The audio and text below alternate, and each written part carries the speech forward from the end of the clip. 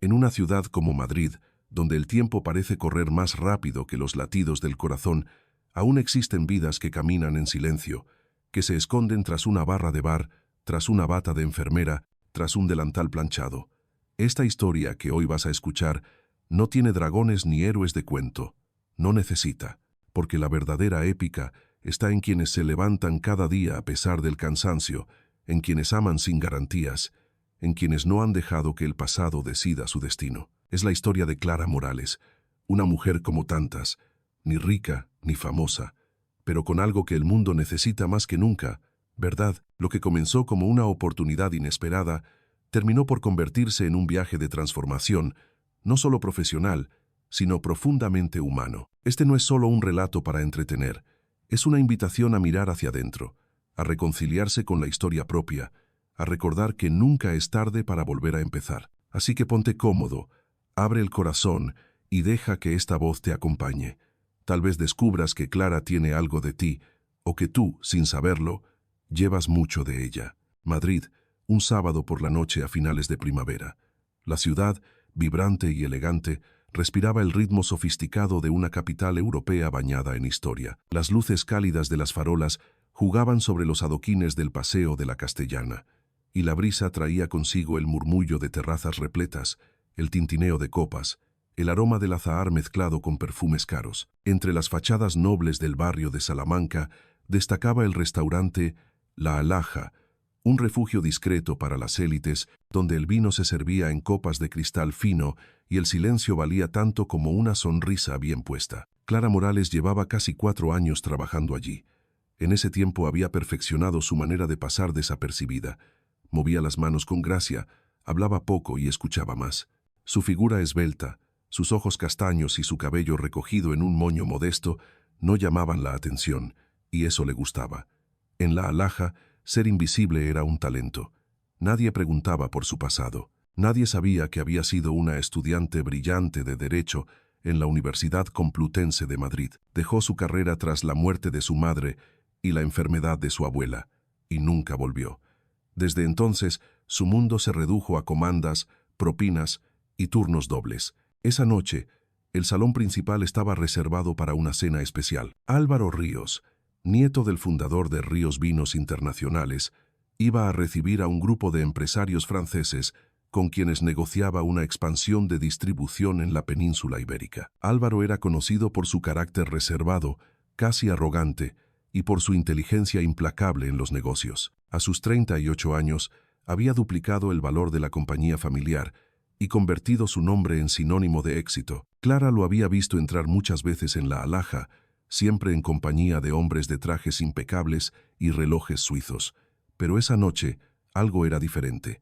Él no estaba de humor para sonreír. Miraba su teléfono con el ceño fruncido y hablaba en voz baja con su asistente. Clara lo observó desde la distancia mientras preparaba su bandeja con aperitivos, foie gras sobre pan de centeno, almendras tostadas con romero y una selección de quesos manchegos. Cuando se acercó a la mesa, Álvaro apenas levantó la vista. Clara dejó los aperitivos con la destreza de quien sabe evitar derrames y ofreció el menú con una ligera reverencia. «Buenas noches, señores. Soy Clara y estaré a su disposición durante la velada», dijo con voz suave pero firme. Los hombres la miraron apenas. Uno de ellos, canoso y con gafas redondas, murmuró una broma en francés sobre el acento de los camareros españoles. Rieron. Clara lo entendió, pero no reaccionó. Estaba acostumbrada. Álvaro hojeaba un fajo de documentos cuando pareció recordar algo.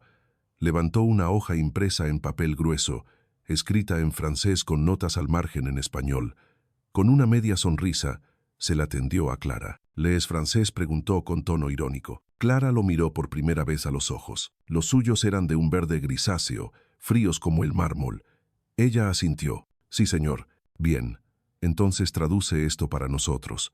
A ver si lo entiendes mejor que nuestro abogado», dijo, provocando nuevas risas. Clara tomó la hoja y leyó. Era un párrafo técnico sobre derechos de distribución. Mientras leía, sus ojos se agrandaron levemente. Había una diferencia fundamental entre el texto original y la traducción. El documento en francés otorgaba derechos exclusivos para toda la península ibérica, pero la versión en español los limitaba a la región noreste. Ella levantó la vista. «Perdón, señor. Hay un error importante aquí.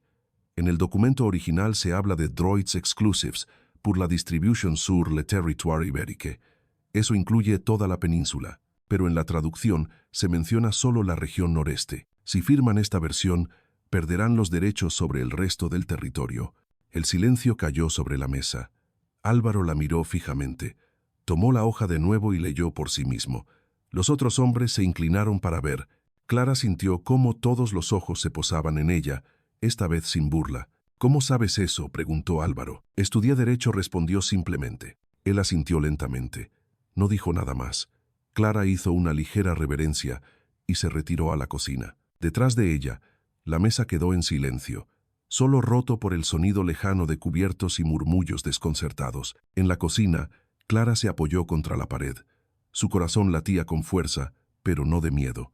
Era otra cosa.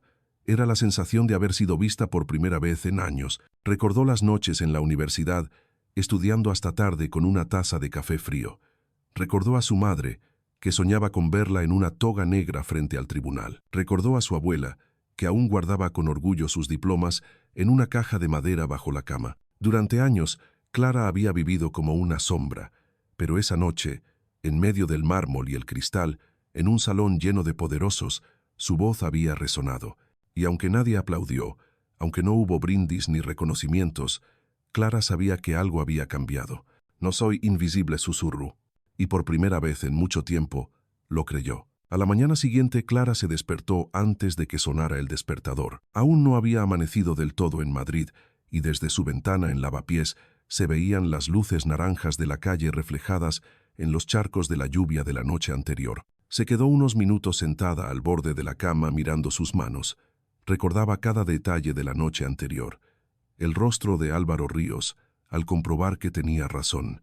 El silencio en la mesa, la manera en que por primera vez en mucho tiempo alguien la había escuchado. La jornada laboral comenzó como cualquier otra. Al llegar a la alhaja, el gerente le entregó una nota manuscrita. «Clara Morales, por favor, preséntese en el despacho del señor Álvaro Ríos a las 17:00 edificio Ríos Vinos Internacionales, calle Velázquez. Pregunte por la señorita Ceballos». Clara se quedó mirando el papel durante varios segundos. El corazón le latía con fuerza. Guardó la nota en el bolsillo del delantal y trató de concentrarse en las mesas.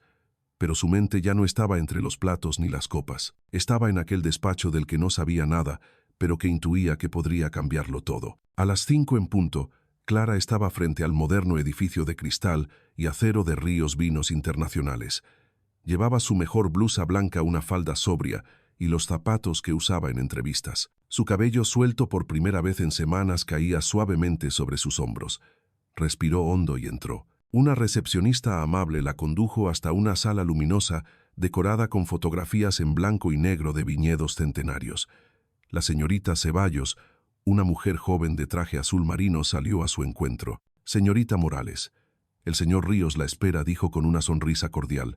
Álvaro estaba sentado tras un escritorio minimalista rodeado de botellas cuidadosamente dispuestas en estanterías de madera clara. Al verla se levantó. Iba sin corbata, camisa arremangada y mirada menos distante que la noche anterior. «Gracias por venir. Por favor, siéntese», dijo señalando una silla frente a él. Clara se sentó con la espalda recta y las manos en el regazo. Intentó mantener la calma, aunque por dentro se sentía como una adolescente en su primer examen oral. «He revisado el contrato esta mañana. Tenías razón, nadie en mi equipo lo notó. Ni abogados ni traductores». Hizo una pausa. «¿Cómo lo viste tan rápido?» «Estudié Derecho», repitió como la noche anterior. «Me acostumbré a buscar las trampas en los textos». Álvaro asintió lentamente. «Quiero proponerte algo. Necesito a alguien con tu perfil, una mente clara sin filtros. Quiero que trabajes conmigo». La miró fijamente. «Empieza como asesora externa. Contrato de 6 meses. Evaluamos. ¿Qué opinas?» Clara se quedó en silencio. El mundo parecía haberse detenido. Sintió que se abría una puerta que había creído cerrada para siempre, pero también sintió miedo. Miedo a fallar, miedo a dejar lo poco que tenía seguro. «No sé si encajo en su mundo, señor Ríos», dijo. «Finalmente, soy camarera. Nadie me conoce. No tengo experiencia reciente». Él sonrió por primera vez. «Precisamente por eso. No necesito más gente que recite leyes. Necesito a alguien que entienda la vida, que sepa lo que es luchar. Tú has visto más realidades que muchos abogados de salón y confío en tu criterio. Clara lo miró, y por un instante vio en él no al empresario sino a un hombre cansado de las apariencias buscando algo real. Acepto, dijo. Álvaro extendió la mano. Clara la estrechó, y en ese gesto comenzó una nueva etapa, una en la que ya no sería solo la camarera sin nombre, sino Clara Morales, una mujer que por fin podía volver a creer en sí misma. Los días siguientes pasaron como una ráfaga. Clara empezó a trabajar como asesora externa en Ríos Vinos Internacionales y su rutina cambió por completo. Ya no entraba por la puerta trasera del restaurante ni usaba delantal. Ahora tomaba el metro temprano, revisaba informes y participaba en reuniones donde su voz era escuchada con atención. Aún no se acostumbraba del todo a la nueva versión de sí misma que veía reflejada en los espejos de los ascensores, ni a las miradas curiosas de quienes no sabían de dónde había salido aquella mujer serena y observadora que Álvaro Ríos había llevado directamente a su equipo. Un martes por la mañana, Álvaro la llamó a su despacho. Clara, vamos a hacer un viaje. Esta semana nos reunimos con varios productores en La Rioja y quiero que me acompañes. Ella parpadeó sorprendida.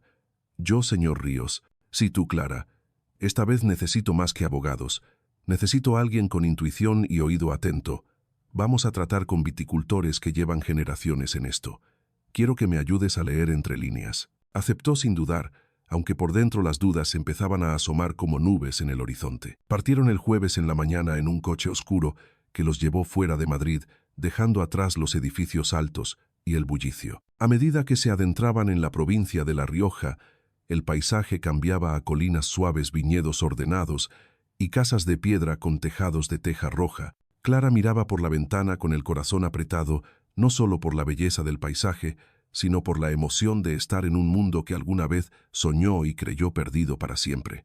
La primera parada fue en un pequeño pueblo, donde los esperaba don Ernesto, un hombre mayor con manos curtidas por la tierra y ojos tan sabios como desconfiados. Álvaro lo saludó con cortesía, pero fue Clara quien logró romper el hielo cuando comentó con precisión sobre el aroma de una barrica de tempranillo que descansaba en la bodega. Usted tiene buena nariz, señorita, dijo don Ernesto sonriendo, y buen oído también. Me gusta eso. Durante la comida en una terraza con vista al valle, don Ernesto empezó a abrirse hablando de su preocupación por las condiciones del nuevo contrato de distribución. Clara escuchó con atención, tomando notas discretamente sin interrumpir. Álvaro la miraba de reojo, notando cómo su presencia cambiaba el tono de la conversación. Cuando la comida terminó, don Ernesto se levantó y tomó la mano de Clara. Hace tiempo que nadie de una gran empresa me escuchaba sin apurarme. Diga a su jefe que me tendrá de su lado si usted está en la mesa. De regreso al hotel en Haro, Álvaro y Clara caminaron en silencio por las callecitas empedradas. El aire olía a mosto y leña. Lo hiciste muy bien, dijo Álvaro sin mirarla. Pero no solo por lo que dijiste, sino por cómo supiste callar. Clara bajó la vista. No sabía si aquello era un cumplido o una reflexión profunda, pero sonrió. Gracias, señor Ríos. Álvaro la detuvo suavemente con una mano en el brazo. Llámame Álvaro, por favor. Ella asintió apenas, y continuaron caminando lado a lado bajo la luz cálida de las farolas, sabiendo que algo más que negocios estaba empezando a florecer entre los dos, aunque ninguno se atreviera aún a nombrarlo. A la mañana siguiente, el sol salió tímidamente entre las nubes sobre Haro, iluminando las calles estrechas del pueblo con una luz dorada. Clara despertó temprano y bajó a desayunar sola. En la pequeña cafetería del hotel pidió café con leche y una tostada con aceite de oliva. Desde la ventana observaba cómo los viñadores pasaban con botas de barro y camisas de cuadros hablando de la vendimia que pronto llegaría. Era un mundo antiguo y vivo que le recordaba las historias que su abuelo contaba cuando era niña sobre los campos de Castilla, el trabajo al amanecer y las canciones que se entonaban mientras se recogían las uvas maduras. Esa nostalgia le daba una sensación de pertenencia, aunque nunca hubiese trabajado la tierra. Álvaro llegó unos minutos después con expresión relajada y una carpeta bajo el brazo.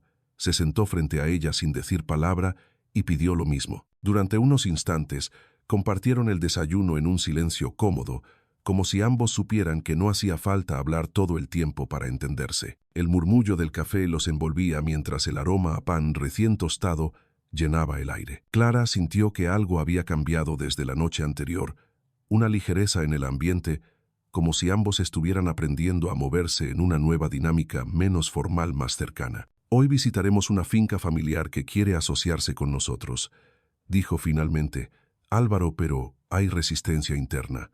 La hija menor no quiere vender, cree que perderán su independencia. Clara asintió comprendiendo al instante el delicado equilibrio entre tradición y negocio.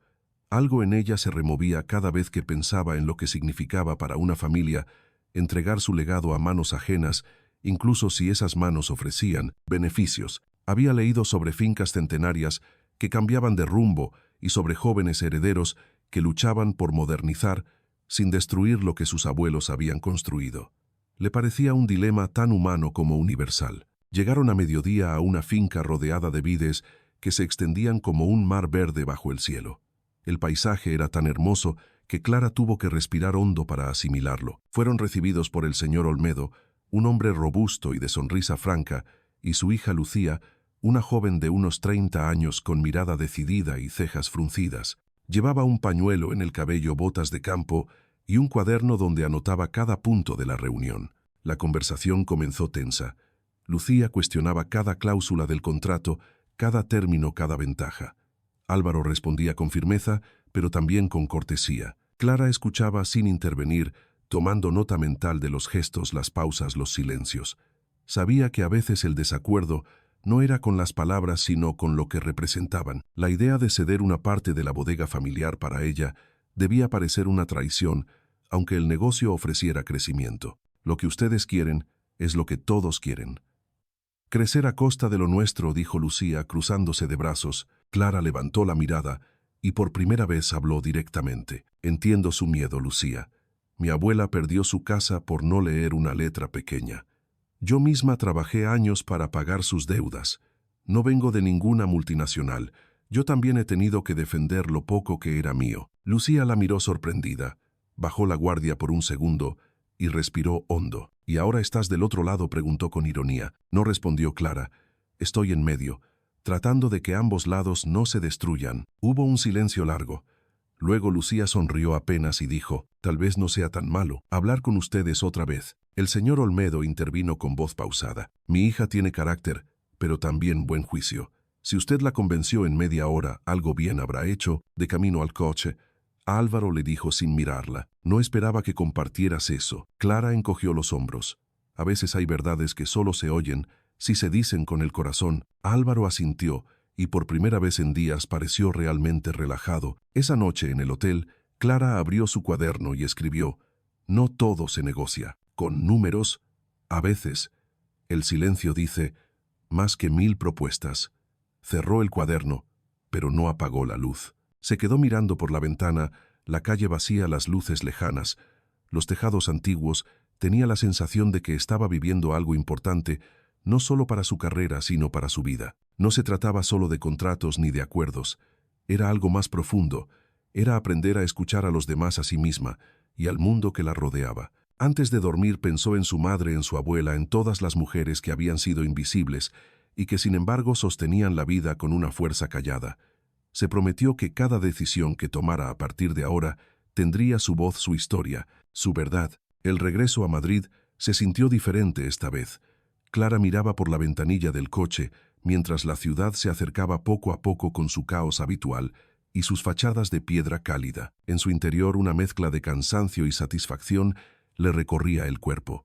La experiencia en La Rioja no solo le había enseñado sobre el negocio del vino, sino sobre las personas que lo hacían posible. Había sentido que por fin su presencia tenía valor más allá del uniforme blanco y negro que solía vestir. Al llegar a la oficina, el ambiente estaba agitado. Álvaro fue llamado a una reunión urgente con los directivos del consejo de la empresa. Clara quedó sola en su escritorio, revisando algunos documentos. De pronto una mujer elegante de cabello oscuro y voz firme entró sin llamar. Tú debes de ser la nueva adquisición, dijo con una sonrisa que no llegaba a los ojos. Me llamo Irene Deza. Soy la directora de Estrategia Internacional y antigua socia de Álvaro. Clara se levantó y estrechó su mano con cortesía, aunque percibía en ella una tensión latente. Había algo en su tono de voz, en la forma en que observaba cada gesto, cada detalle que ponía a Clara en alerta. No era abierta ni directa, pero sí meticulosamente calculadora. Parecía una mujer que no dejaba nada al azar. He oído hablar de ti, añadió Irene. Bastante. y aunque me alegra que se valore el talento, también me preocupa que ciertas decisiones se tomen sin consultar al equipo completo. Aquí solemos trabajar de forma colegiada, aunque algunas personas últimamente prefieren actuar por impulsos. No supe qué decir en ese momento, confesó luego Clara a su amiga Lucía por teléfono. Sentí que ella no estaba ahí para conocerme, sino para evaluarme como una amenaza, como si ya hubiera decidido que no encajaba incluso antes de escucharme. En los días siguientes, Irene se volvió una presencia constante y fría. Clara notaba su mirada en las reuniones, sus comentarios sutiles, sus correcciones innecesarias. No era abierta ni hostil, pero sí claramente territorial. La sensación de estar siendo examinada era constante y agotadora. Cada paso, cada palabra, cada propuesta era medido como si estuviera en un examen silencioso del que no conocía las reglas ni al examinador. Un jueves por la tarde, mientras organizaban una cata privada para unos inversores franceses, Clara cometió un pequeño error al colocar las botellas según el orden de añadas. Irene lo señaló en voz alta frente a todos. «Hay cosas que no se aprenden en los libros ni en los restaurantes», dijo con suavidad. Pero todos en la sala entendieron la indirecta. El comentario flotó en el aire con la precisión de una daga arrojada al centro del orgullo de Clara. Clara sintió cómo se encogía por dentro, pero no respondió. Tomó nota, lo corrigió y siguió adelante. Su rostro permaneció sereno, pero por dentro una mezcla de rabia y frustración crecía como un fuego contenido. Al salir al pasillo, Álvaro la alcanzó. «No dejes que te afecte», dijo con tono grave. «Irene tiene historia en esta casa, pero no es infalible». «¿Usted cree que estoy haciendo mal las cosas?», preguntó Clara con voz baja. Dudaba no de su capacidad, sino de si realmente había lugar para ella en ese mundo de apariencias y protocolos encorsetados. Álvaro negó con la cabeza. «Creo que estás aprendiendo, y que has traído una mirada nueva que algunos aún no saben valorar. A veces lo nuevo asusta incluso cuando es lo que más se necesita». Esa noche Clara caminó hasta su antiguo barrio. Entró a una librería de segunda mano donde solía pasar las tardes de estudiante. Buscó entre los estantes hasta encontrar un viejo manual de derecho mercantil y lo compró. No porque lo necesitara, sino para recordarse a sí misma que su camino no comenzó en una sala de juntas, sino entre libros y sacrificios. Recordó las noches sin calefacción, los turnos dobles en el bar universitario y la mirada de su madre cuando le decía que estaba orgullosa de ella a pesar de todo. Al volver a casa, se sentó en la mesa del comedor, sacó su cuaderno y escribió. Toda voz nueva incomoda hasta que demuestra que no viene a reemplazar sino a construir. Los espacios que se ganan con verdad no se pierden con ruido. Luego cerró los ojos, respiró hondo y se prometió seguir adelante con la misma templanza que su abuela le enseñó, con manos curtidas y mirada firme. A la mañana siguiente se presentó en la oficina con una blusa azul marino impecable y una propuesta detallada sobre un nuevo modelo de distribución para pequeños productores. Al entregársela a Álvaro no dijo nada más que buenos días, pero su mirada hablaba claro. Estaba allí para quedarse y lo haría a su manera, con respeto, sin miedo y sin dejar que la sombra de nadie apagara su luz. Las semanas siguientes estuvieron marcadas por un ritmo frenético. Clara pasaba cada vez más tiempo en la oficina de Ríos Vinos Internacionales, enfrentando nuevos desafíos y aprendiendo cada día algo distinto sobre contratos internacionales, distribución logística y negociación intercultural. Su cuaderno estaba ya lleno de anotaciones, observaciones y pequeños diagramas que había creado para entender los flujos internos de la empresa. Pero no era solo un tema técnico. Clara notaba con creciente claridad que su presencia seguía generando tensiones en ciertos sectores de la compañía. Algunos la observaban con curiosidad, otros con recelo. Irene, en particular, se había convertido en una figura omnipresente que no dejaba de medir cada paso de Clara con una precisión casi quirúrgica. Aunque las confrontaciones directas eran raras, los silencios entre ambas eran cada vez más densos. Un martes por la tarde, Clara fue convocada por el departamento jurídico para participar en una reunión clave sobre la renovación del contrato con una cadena hotelera italiana. El documento tenía cláusulas complejas y ambigüedades que podían ser interpretadas de formas muy diferentes. Clara trabajó durante 3 días seguidos, analizando cada artículo, buscando jurisprudencia similar e incluso traduciendo pasajes legales del italiano al español con ayuda de una antigua profesora de la universidad. Al presentar su informe, Irene intervino con una sonrisa ligera. «Interesante», dijo. Aunque algunos términos me parecen más teóricos que prácticos, a veces la calle y la ley no caminan juntas. Clara no respondió de inmediato. Miró a Irene con calma y replicó: la teoría sin práctica es humo, pero la práctica sin fundamento legal es un castillo de arena. Aquí no estamos improvisando, estamos protegiendo a la empresa. Hubo un silencio breve. Un abogado mayor asintió levemente. La reunión continuó y Clara sintió por primera vez que había sostenido su lugar, sin elevar la voz, sin perder la compostura. Esa noche Álvaro la invitó a cenar en una terraza del barrio de Chamberí. Era la primera vez que se encontraban fuera del contexto laboral. Clara llegó con un vestido sencillo y un abrigo de lana clara. Álvaro ya la esperaba con una copa de vino en la mano y una expresión que mezclaba agotamiento y respeto. «Estás resistiendo bien», dijo apenas sentarse. «Sé que no es fácil, pero lo estás haciendo con más elegancia que muchos directivos de carrera». «No vine para gustar a todos», respondió Clara. «Vine para aportar. Pero confieso que hay días en que me siento sola en medio de tanto protocolo». Álvaro la miró con sinceridad. «Yo también me he sentido así muchas veces, rodeado de gente que me sonríe y me teme a partes iguales. A veces me pregunto si el poder no es una forma sofisticada de soledad». Compartieron un silencio largo. Luego Clara cambió de tema hablándole sobre una idea que tenía para mejorar la integración con pequeños productores artesanales mediante plataformas digitales. Álvaro escuchó con atención y tomó notas mentales. De regreso a casa, Clara escribió en su cuaderno: «El respeto no se impone, se cultiva.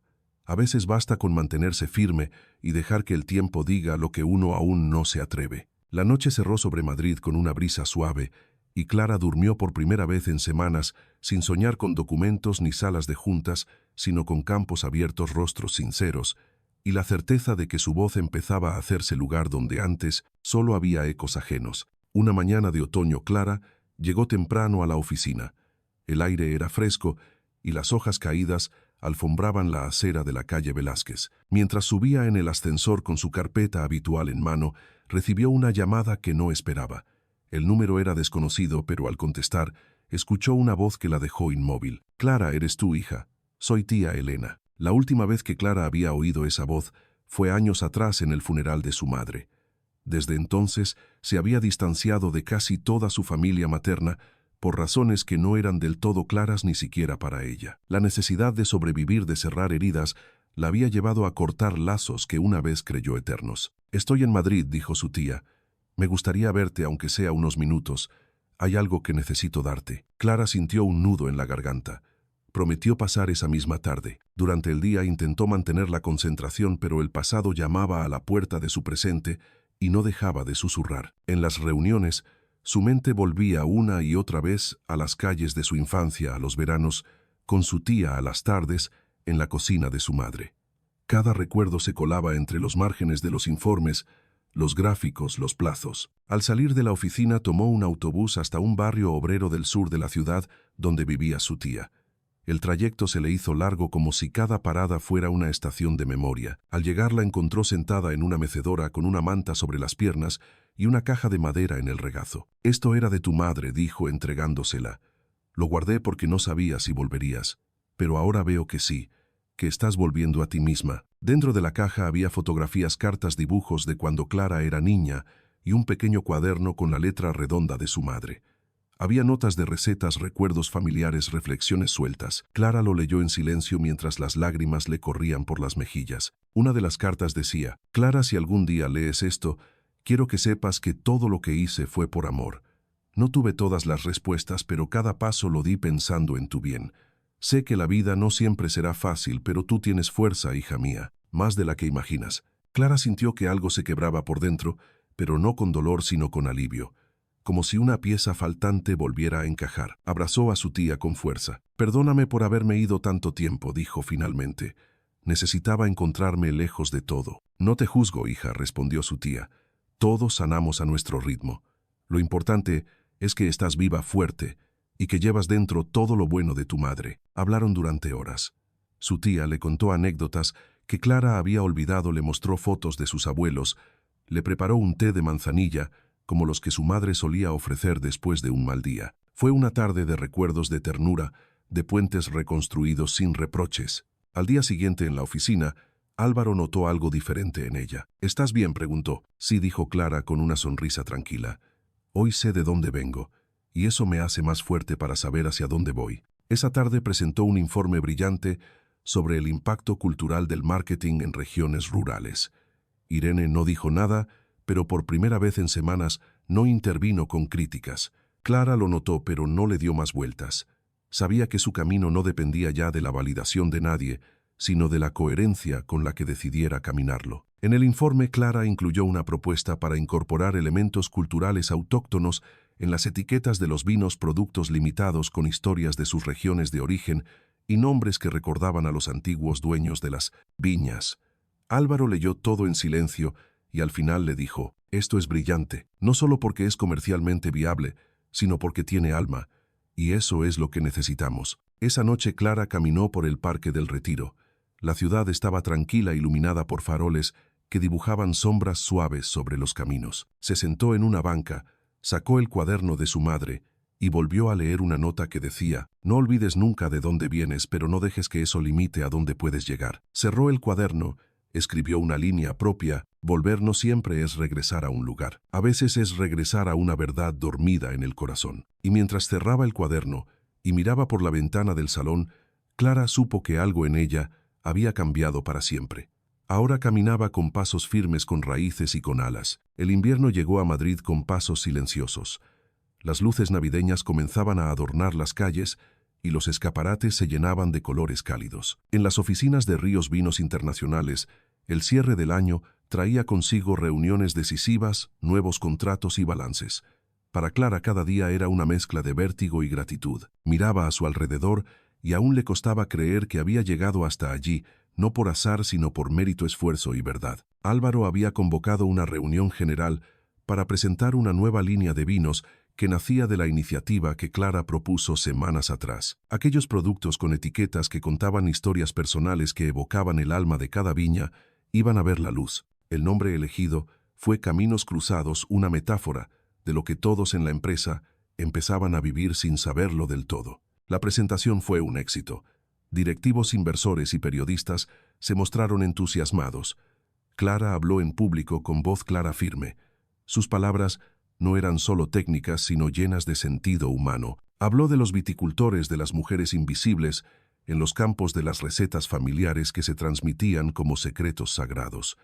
La audiencia escuchaba en silencio, emocionada. Tras la reunión, Álvaro la llamó a su despacho. «Quiero que seas parte del comité de innovación», dijo. «No como asesora externa, sino como miembro oficial del equipo directivo. Has demostrado más visión que muchos con décadas aquí». Clara lo miró sorprendida. «¿De verdad cree que estoy preparada?» «No tengo dudas», respondió él. Además, añadió con una media sonrisa: «Necesito que alguien me recuerde de vez en cuando que la empresa no son solo cifras, sino personas». Esa noche Clara volvió a casa caminando. Las luces de Navidad le parecieron más brillantes que nunca. En su mente repasaba cada paso de su viaje, desde la soledad del restaurante hasta aquel momento. Pensó en su madre, en su abuela, en su tía, en cada mujer que había sostenido su vida sin que nadie lo notara. Y pensó también en Irene, que aunque no lo dijera abiertamente, había empezado a respetarla. Al llegar a casa abrió su cuaderno y escribió: «Hay caminos que no se eligen, pero se honran con cada paso. Y hay destinos que no se sueñan, pero se conquistan cuando una cree en su voz». Al día siguiente, en la oficina, hubo una pequeña celebración improvisada. Los compañeros brindaron por el nuevo año. Álvaro alzó su copa y dijo: «Por los comienzos inesperados, por las voces que cambian el rumbo y por el vino que nos recuerda que la paciencia da buen fruto». Clara brindó también, y por un momento sintió que todo el ruido del mundo se detenía en ese gesto sencillo y profundo. Ya no era la camarera sin nombre. Era Clara Morales, una mujer que había aprendido a escuchar, a hablar, a esperar y a decidir. Y mientras miraba por la ventana cómo caía la noche sobre Madrid, pensó: todo lo vivido valió la pena. Porque aquí, ahora, en este cruce de caminos, encontré mi lugar. A veces, las historias no terminan. Solo se transforman en nuevas formas de vivir, en nuevas preguntas, en caminos que se cruzan para enseñarnos algo más allá de lo evidente. Así es la historia de Clara Morales. Una mujer común, invisible durante años, que con paso firme pero silencioso logró cambiar no solo su vida, sino también la percepción de quienes la rodeaban. Clara no llegó a la cima por casualidad ni por privilegio. Llegó caminando desde abajo, desde las sombras cotidianas del esfuerzo callado. Su vida representa a miles de personas que trabajan cada día sin reconocimiento, que tienen talentos dormidos bajo la rutina, que saben más de la vida que muchos libros porque la han vivido de verdad. Ella nos recuerda que la dignidad no está en los trajes ni en los títulos, sino en la manera en que uno enfrenta cada día, en cómo se trata a los demás, en la integridad con que se habla y se actúa. En su trayecto, Clara se enfrentó a prejuicios, a silencios pesados, a rivalidades disfrazadas de cortesía, pero nunca cambió su esencia. No gritó para hacerse notar, no imitó para encajar. Ella fue ganándose el respeto paso a paso, con hechos, con atención, con presencia. Su historia es la prueba de que en un mundo que muchas veces premia lo superficial, lo auténtico aún tiene lugar. También aprendimos con ella que no se puede avanzar sin reconciliarse con el pasado. Volver al hogar, abrir el cuaderno de su madre, escuchar a su tía, no fue solo un gesto emocional, fue un acto de madurez, de humildad, de amor. Clara entendió que no hay éxito que valga si uno se olvida de quien lo sostuvo en silencio cuando todo era incertidumbre. Y al cerrar ese círculo familiar, abrió un nuevo espacio dentro de sí misma para crecer con más fuerza. Álvaro, por su parte, también aprendió a escuchar, a cuestionarse, a valorar lo que antes quizás pasaba desapercibido. La presencia de Clara en su vida y en su empresa le mostró que liderar no es controlar, sino crear un espacio donde otros puedan ser grandes, que abrir puertas no te hace menos, sino más humano, que a veces una buena decisión no está en los datos, sino en la intuición, en la mirada de alguien que ve lo que otros no quieren ver. La propuesta de los vinos con historias locales no fue solo un proyecto empresarial, fue un homenaje a los abuelos viticultores, a las mujeres que cuidaban la tierra mientras sus nombres quedaban fuera del contrato, a los sabores que se heredan como la memoria. Con cada etiqueta de Caminos Cruzados, Clara devolvió voz y lugar a quienes durante años fueron ignorados. Y ese es el gran mensaje de esta historia, que todos podemos hacer algo más grande que nosotros mismos si nos mantenemos fieles a nuestra verdad. No importa de dónde vengamos, cuán largo haya sido el silencio o cuánto tiempo hayamos estado en la sombra, siempre se puede volver a empezar, siempre se puede construir, incluso con heridas. Siempre hay una puerta abierta para quien llega con respeto, con ganas de aprender y con el coraje de ser quien es. Clara Morales no buscó un destino extraordinario, solo quiso una oportunidad, pero al tomarla con el corazón en la mano, terminó sembrando un legado que resonará mucho después del último sorbo de vino. Y tal vez, la próxima vez que alguien dude de su valor, solo tenga que recordar, las raíces más fuertes no siempre están a la vista, pero son las que sostienen el árbol en cada tormenta.